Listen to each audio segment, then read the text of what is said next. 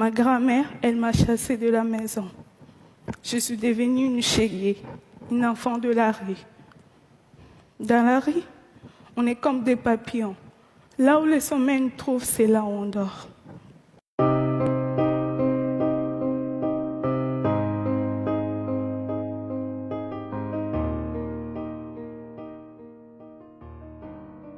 Je suis née en République démocratique du Congo, dans une bonne famille, oui. Quand j'étais petite, mon père était en gérant dans une société de mines de diamants. On vivait dans une grande maison en Bujimaï, dans la province du Kasaï. J'allais à l'école et j'étais heureuse. Ma mère vient d'une famille pauvre. À cause de cela, la famille de mon père n'aimait pas ma mère. Puis un jour, mon père a perdu son travail. J'avais 6 ans. Il a dit à ma mère d'aller avec moi à Kinshasa avec ma sœur et mes 4 frères. Il a dit qu'ils viendront nous rejoindre pour trouver du travail. En réalité, sa famille lui avait demandé de se débarrasser de nous. Quand ma mère a compris, il était trop tard. Elle se retrouvait toute seule, loin de sa famille. Elle a dû vendre tout ce qu'elle avait pour nous faire manger. Elle avait changé. Elle avait tellement maigri. Ma mère a même fait venir notre grand-mère pour nous aider, mais nous avions toujours faim. Alors, ma mère a commencé à nous envoyer chez des amis. On faisait des kilomètres à pied pour aller chercher de la nourriture. Et en même temps, ma mère et ma grand-mère sont allées demander des conseils chez des prophètes, ceux qui représentent Dieu.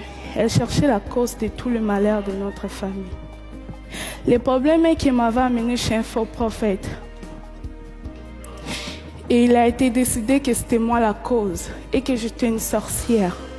Les charlatans m'ont parlé pendant plus d'1 heure pour que j'accepte que je sois une sorcière. Il a crié sur moi sans arrêt. Ils m'ont fait boire 5 litres d'eau avec des herbes dégueulasses. Imaginez-vous la scène, une enfant de 7 ans face à plusieurs adultes qui crient sans arrêt. Comme la situation ne changeait pas dans la maison, sans argent, sans nourriture, ma mère a décidé de partir avec sa sœur en Angola pour aller trouver du travail. Leur plan n'a pas marché. Et ma mère se retrouvait toute seule, coincée en Angola, sans argent, sans nourriture. Et finalement, elle n'est pas revenue. Contre sa volonté, elle a été forcée de nous abandonner elle aussi.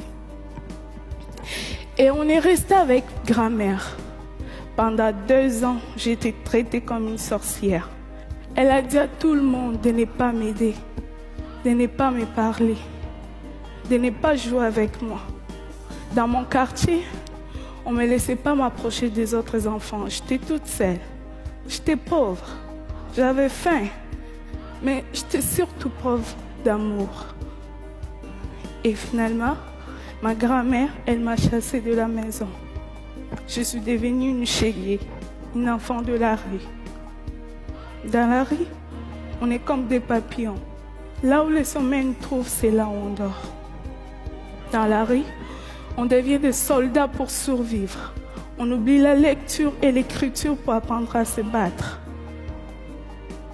Dans la rue, j'ai vendu de l'eau, des arachides, j'ai fait des ménages.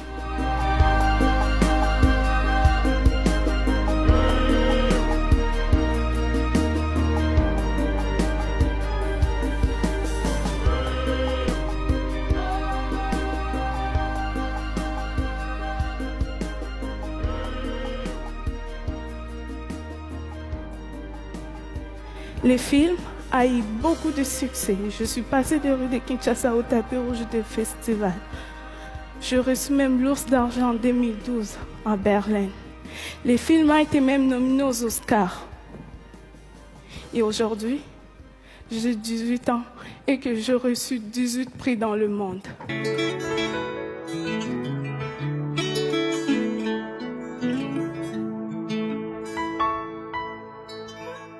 Quels que soient tes revers, même si tout va de travers, et si tout semble être à l'envers, prends courage, persévère. Quelles que soient tes ambitions, ta foi et ta dévotion, que tu n'obtiennes satisfaction. donne-toi toujours à fond. Qu'à chaque chose y a sa vraie place, dans le temps et dans l'espace. Quoi que la vie te réserve, bats-toi toujours, espère. Et c'est comme ça, oh, oh, oh, et c'est comme ça.